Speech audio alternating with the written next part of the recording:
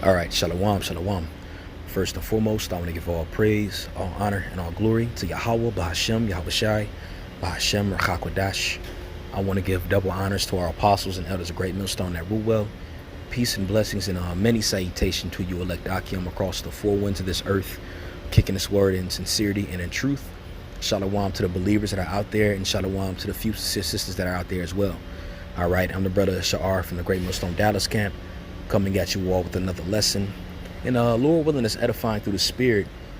Was doing some studying, some reading on Revelation, the 9th chapter, and was listening to one of the breakdowns that the apostles did going into that. So this lesson is going to be based on a particular portion of Revelation, the 9th chapter, as pertaining to the locusts, with the scorpion's tail being its power. All right, because when you read that, and if you don't have understanding when you read this particular chapter, all right, you'll be brought up believing that there's going to be actual giant locusts with scorpion tails flying from the earth. All right, and being under Christianity for so long, they've taught so many lies through their misunderstanding of the Bible and just how the Lord's not dealing with Christianity. But they'll have you believing that these are demons that are swarming from the pits of hell, when that's not what it's talking about. Now, when you read the book of Revelation, the 8th chapter and the last verse, and I have it pulled up here, and when you read the following chapter, all right, the 9th chapter, it goes into further what this is alluding to, what I'm about to read here, okay? And as you see the picture in the background, that picture in the background is actually a World War I fighter jet, all right, which I believe they're called dog fighters, okay? And as you see, also, you have the pilot, and then you have the second person that sits in the back of the plane with a gunner. There's huge significance within this picture, all right? And for those of you all that might not have seen that breakdown, all right, highly recommended watch. It's on Daily Motion, all right? Revelation 9th chapter, Great Millstone Breakdown, and the apostles do a beautiful job, all right? But again, there was a particular point that I wanted to touch up on that, which further proves that these aren't actual giant locusts with scorpion stingers, but it literally goes into those planes, okay? So this is Revelation, the 8th chapter and the 13th verse. And it says, "And I beheld and heard an angel flying through the midst of heaven, saying with a loud voice, Woe, woe, woe, to the inhabitants of the earth by reason of the other voices of the trumpets of the three angels, which are yet to sound." All right. Now, when you go into this word woe here, I believe in the Greek, it'll only say alas. Let's see here.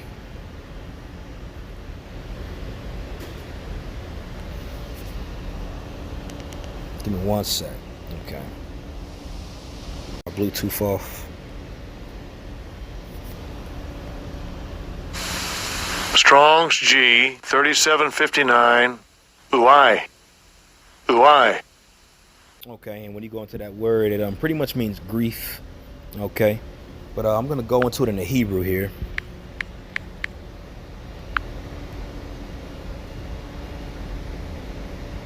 Okay, so when you go into this here in the Hebrew, it says, woe to thee, Moab, thou art undone. All right, so when you go into this word woe here in the Hebrew, the word there is pronounced awayah. Okay, and when you go into the word awayah, it says a passionate cry of grief or despair. Okay, and let's go to the lexicon. All right, it says to howl. And it also says, alas.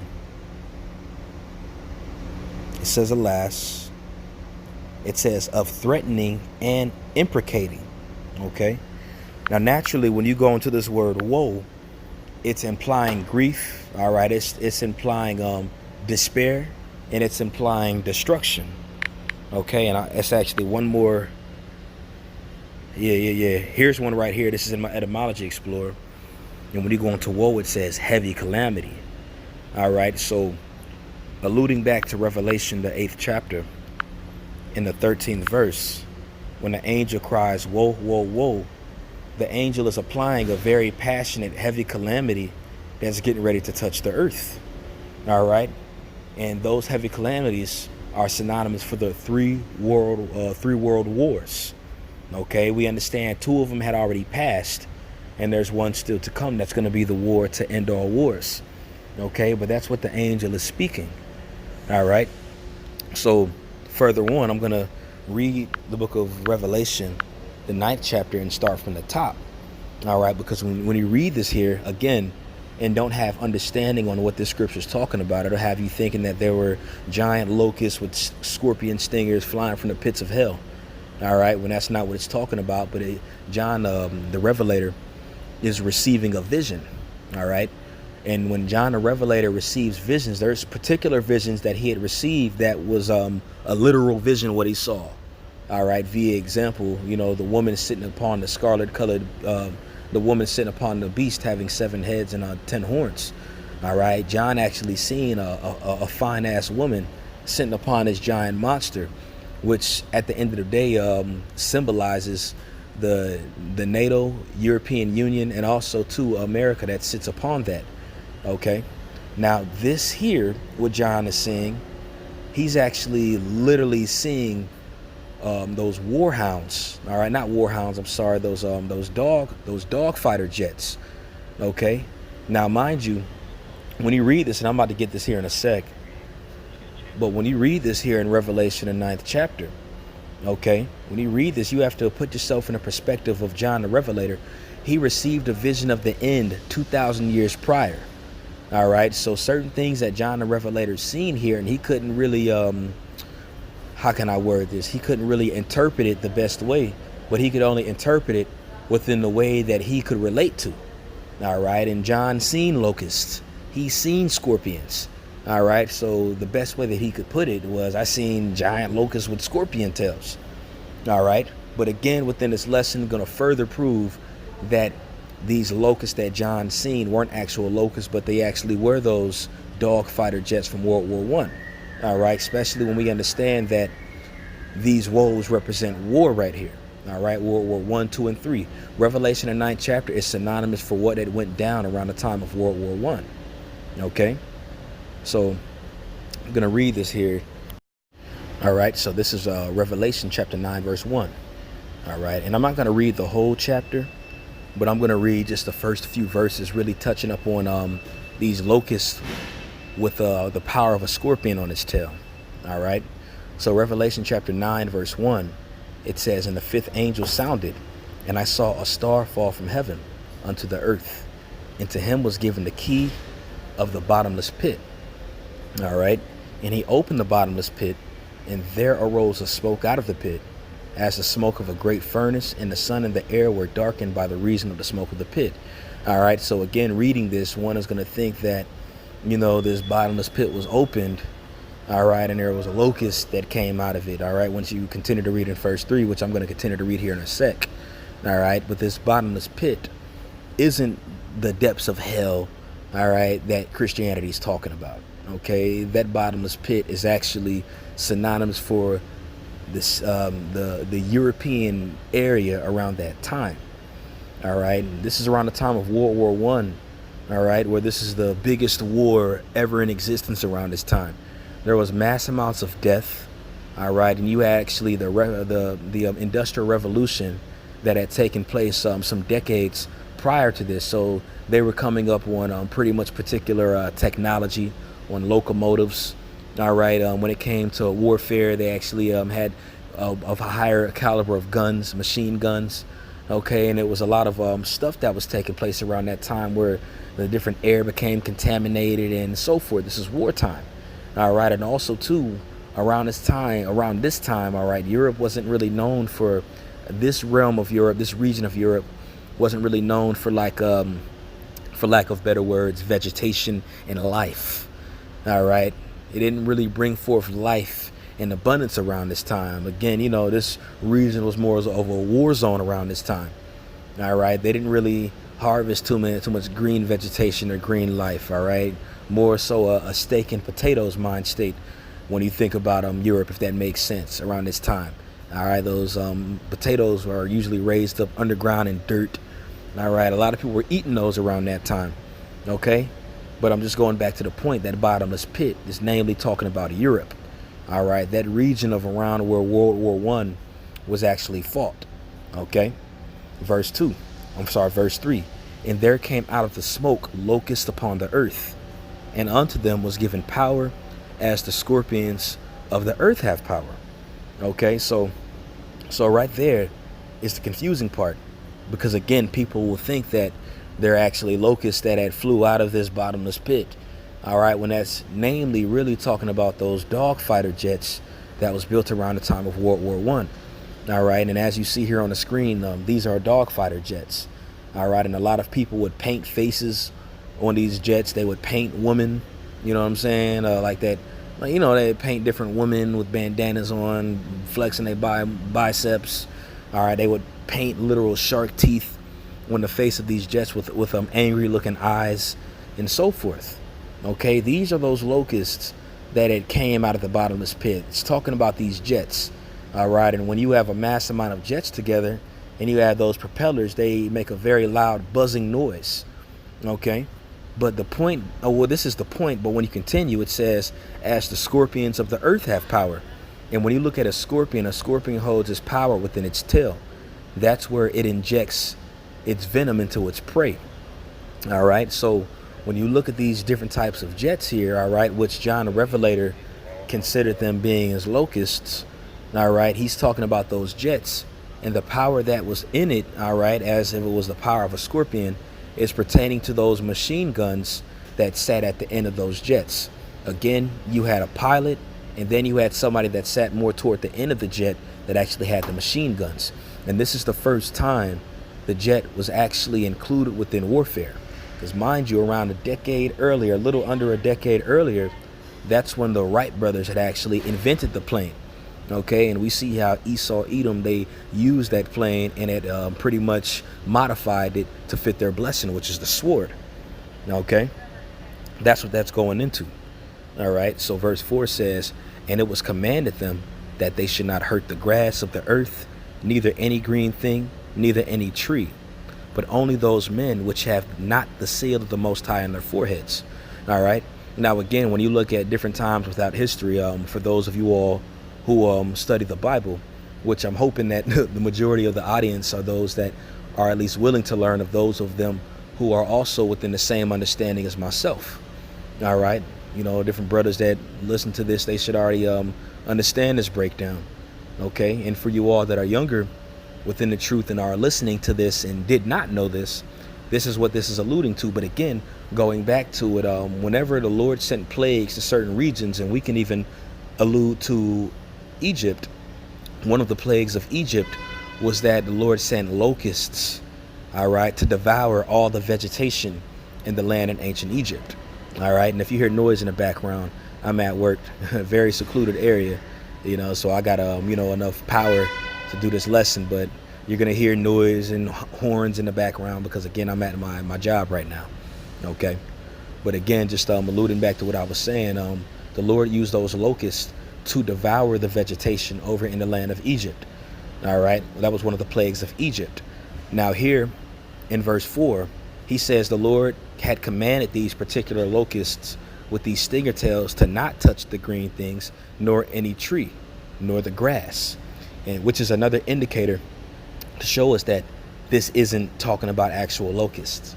All right, that this is talking about something different, because those locusts were always meant to consume everything when they came.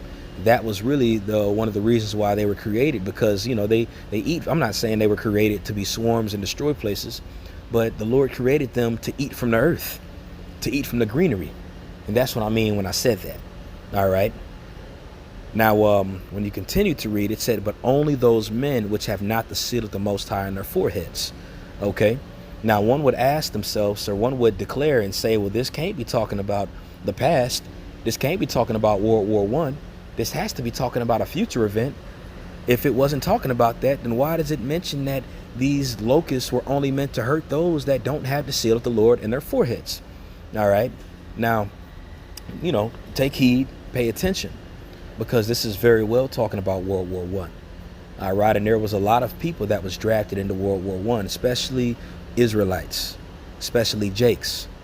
Okay, Esau actually had gathered, even Hamites too, but he had gathered people from all over the earth to fight within this war. All right, and there was even a lot of individuals in Jamaica, Benjamites, that had went over and fought in this war as well. Okay, and not even just Benjamins, but there was, hey, America got involved in World War One, the last, I should say, the last 8 or so months of World War One. So best believe they had sent their troops over there to fight as well, and all of those troops weren't just Edomites. All right, now we understand there was a lot of segregation and so forth that was going on. A lot of Jakes was getting hung and murdered and killed unjustly. Okay, but at the same time, they did get different Israelites to fight amongst them as well. All right, and best believe when you look at World War One, World War One happened, I believe, around 1911ish is when it started. All right, and it lasted a few years. All right, it lasted a few years. Okay, but when you go into it, all right, those different Israelites that had fought up there, there's a strong chance, again, for brothers that actually have great grandfathers and great grandfathers that fought in World War One. All right, and you believe that's the reason why they survived. That's the reason why those different planes, those different war jets, the military, all right, it's a reason why they survived, because their purpose to fight in this war and survive was for you to be on the planet and portray his word, to push his word, to be involved within his ministry. All right, and for those of you all that understand reincarnation happens every 3 to 4 generations. So if you've had a great grandfather or a great great grandfather that had fought in World War One, all right, there's a very strong chance that was actually you that was fighting. All right, so that was you that had the seal of the Most High on your forehead that wasn't affected or killed off, all right, before you had your seed. Okay, so those of them that had the seal of the Most High on their foreheads were those different Jakes that fought in that war back then that had children that are in the truth right now. All right, and again, those different Jakes that had fought back then, okay, that did have children that believe right now was probably you, all right, in your last life. Okay, verse 5 says, and to them it was given that they should not kill them, but they should be tormented 5 months, and their torment was as the torment of a scorpion when he striketh a man. All right, now this is the part that I want. Pay attention. All right, for those of you all that are still in the process of learning, okay, pay attention. All right, now here it says they were tormented 5 months. Now when you go into World War One, we understand didn't last 5 months. All right, World War One actually lasted around 4 to 5 years. Okay, now the reason why it says 5 months. Okay, all right, so again, going back to it, there was a strong chance, again, if you do have a great grandfather or a great great grandfather, and some of you all that might have had a great great great grandfather that had fought in that war, again, there's a strong chance that was either you back then, all right, or their main purpose of them surviving that war is because that you needed to be placed on the planet Earth still. All right, so you could fulfill your position or your lot within the ministry. Okay, now verse 5 it says, and to them it was given that they should not kill them, but that they should be tormented 5 months. All right, and a lot of people will think that it says 5 months, it could be talking about 5 months, but in all actuality, all right, the Lord, there's times when the Lord gives out certain numbers when it could mention a longer period of time. All right, and we understand World War One didn't last 5 months. All right, when you look at World War One lasted around 4 to 5 years actually. All right, so it's talking about the duration time of World War One, and just to prove how I made the statement going into the Lord using certain numbers and he might word it a particular way, but it means a longer period of time. I'm going to bring here an example. All right, and this is in the book of 2 Peter chapter 3 verse 8. All right, and it reads, but beloved, be not ignorant of this one thing, that one day is with the Lord 1,000 years, and 1,000 years 1 day. All right, and when you read in Genesis how the Lord had created the earth in 6 days and rested on the 7th day, we obviously see, if you apply this scripture right here, that the earth wasn't created in just 6 days, but it was a process of 6,000 years. All right, and on the 7,000 year, he rested for 1,000 year period of time. All right, the angels, the Lord, The angels, the Elohim, they all rested that time. All right. Just wanted to use that as an example. All right. You know, the scriptures say 7 days. I'm sorry, it was 7 whole days. All right, in Genesis. All right, but that's a period of 7,000 years. Okay. So I'm going to jump back to Revelation, the 9th chapter. Okay. In the 5th verse. And it says, "And their torment was as a torment of a scorpion when he striketh a man." All right. And as I said before, pay attention, because there's a particular word that I want to go into. Now, earlier, remember how I mentioned that those locusts represent those fighter jets, as you see on the screen, and those tails where the power was given them, all right, represented those different gunner seats that sat at the end of those planes. All right. And it said here that they tormented those that didn't have the seal. All right. Because mind you, those that didn't have the seal, all right, where everybody else that was out there, namely those Edomites that was there, because this is around the same time where a lot of Jakes were still captive under Esau, whether they were captive under them actually within their homes, or they were captives of them through the jail system. All right. And you can research that in the movie The 13th. All right. That's on Netflix, because that stuff was going on for a long period of time. All right. It just wasn't in the mid 1800s, but Jake was still getting arrested like crazy for very unjust things. All right. But anyway, a lot of those, our enemy was being tormented. Okay. It was being tormented by the different war machines, those jets, the bombs, so forth. And mind you, all right, and I'm glad I just remembered this. When you research World War I is the most bloodiest war, or one of the most bloodiest wars in history. Okay, because in World War I, people were getting destroyed. They were getting shot up by those jets. They were getting shot up by those machine guns. They were getting jaws blown off, arms blown off, legs blown off, and so forth. And a lot of them survived it. Okay, but the thing about it is, back then around that time, they didn't have any numbing medicines or any type of numbing agents to aid the pain that they were going through. All right, so you had a lot of these people throughout this duration of time being tormented and plagued by these war machines, by these jets, by these machine guns, and so forth. All right, that's why verse 6 says, "And in those days men shall seek death and shall not find it, and shall desire to die, and death shall flee from them." Because there's a lot of times when we might go to this scripture here and allude it to the end of days. All right, which is true in the end of days, which we're in the end of days. But when the final trumpet is blown, all right, and Esau sends his military here, when there's no food, no nothing, there's going to be a lot of people that are going to want to die, but they can't. But when you read this here in Revelation 9, namely, it's talking about World War I. All right, and again, the Lord, the angel, okay, is giving John this vision. Okay, and he's telling them in this time around World War I, they were going to seek death for this 5-year period of time, but they're not going to be able to find it. All right, and when you can look at videos of different people that had missing jawbones or missing arms and so forth. There was even certain victims who had became shell-shocked. All right, and when you go into shell-shocked, being shell-shocked pretty much means all the terror and all the grief and all the torment that you've experienced through warfare. All right, at certain times where you kind of react afterwards. All right, to a degree, kind of like PTSD, post-traumatic stress disorder. Okay, now there's actually videos you can look up on YouTube, all right, going into those shell-shocked victims in World War I. And there's certain times when somebody might have held a different hat, all right, from the war to these people, and they start shaking and having seizures. All right, these people got completely bugged out of their mind.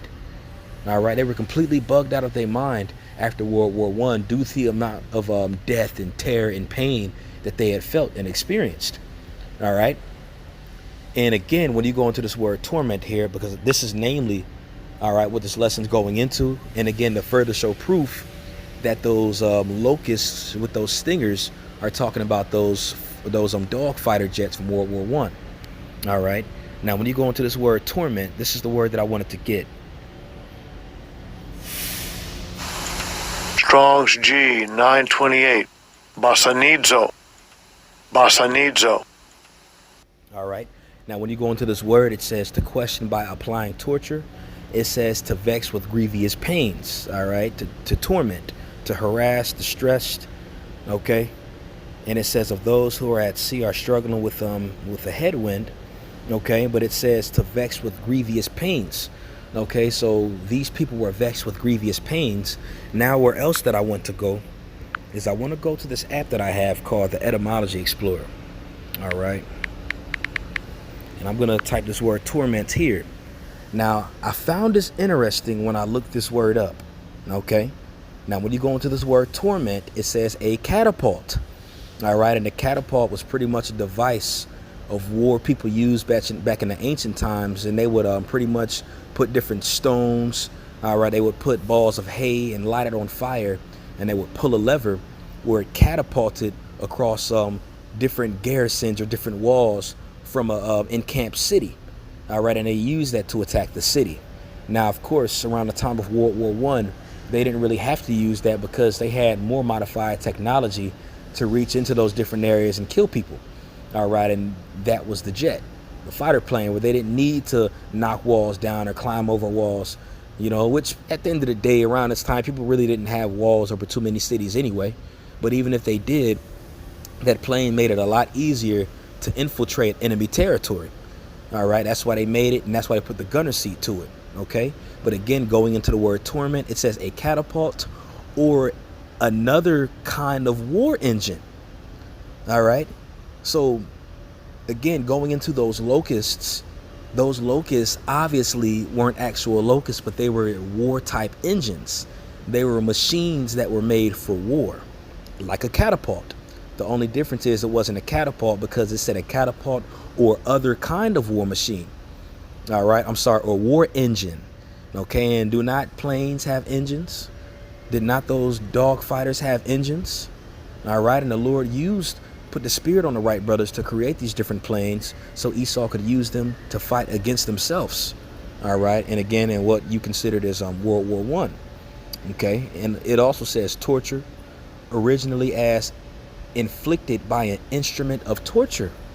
All right, so namely, these jets were instruments of torture that was used to bring forth death onto the enemies. They were used to shoot each other, and they were also used to kill the people that were there, that were fighting. Okay, that's what they were used for.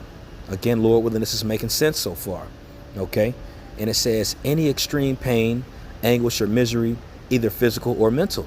And these people did experience it. They experienced it, feel it physically, all right, because they didn't have any numbing agents, any type of medicine to numb the pain that they went through. A lot of them just became alcoholics and drunk the pain away, which ultimately caused them to be grieved as well. But you still got alcohol poisoning. A lot of them were poisoning themselves because of the mass amounts of alcohol that they were drinking to numb the pain. All right, and also it says mental, as I stated before, going into those victims that were shell-shocked. Okay, but that was namely the point that I wanted to go into within this lesson here, which further proves, on top of the information that we've already received, all right, more information that shows forth that these locusts aren't talking about actual locusts, man. Because again, the Lord didn't use them to devour the greens of the earth, the vegetation, the grass, the trees. Because again, that's what locusts did when they swarmed different lands. All right, they would destroy the vegetation, and that would cause famines. All right, but these here in particular were used not to that, and they also caused torment unto people. And again, when we went into that word torment, it clearly showed that it was actually a war engine that was used to torment people. Okay, and those jets with those gunners were blowing people's jaws off, chests off, legs off, so forth, man. All right, and when you look at those bullets to those guns, man, those bullets were very sharp. All right, they were very long. Okay, and they shoot fast, so you shoot somebody in the kneecap and it'll blow your shit off, excuse my language. Okay, you could shoot somebody in the face, and of course a lot of people died from it, but there was a lot of people that survived it with missing limbs, missing jaws, half of their faces missing. And again, you can look at this stuff on YouTube. You can go to Google and look at pictures of these people that survived it. Okay, so I'm gonna end it off on that. I found it very interesting when I was studying up on it, when I was reading it, and through the Spirit I wanted to publish this there, man. Just found it interesting. Again, when you go into that word torment, it clearly shows you that these locusts were actually machines that were man-made, and those machines that were man-made were those fighter jets of World War I. All right, that's what those locusts were, and that stinger goes into that gunner that's in the back. All right, So, Lord willing, this lesson was edifying. All right, this is the second time I had to do this lesson because my phone had cut off. Satan didn't want the information to come out. But glad we was able to endure through it this time. I want to give all praise, honor, and glory to Yahweh, Bahashem, Yahweh Shai, Bahashem, Rachakwadash. I want to give double honors to our apostles and our elders of Great Millstone at Ruwell. Peace and blessings and many salutations to you, elect Akim, across the four winds of this earth, kicking this word in sincerity and in truth. And shalom to the aides that are out there that help within whatever portion the Lord had given them within his power. All right, shalom.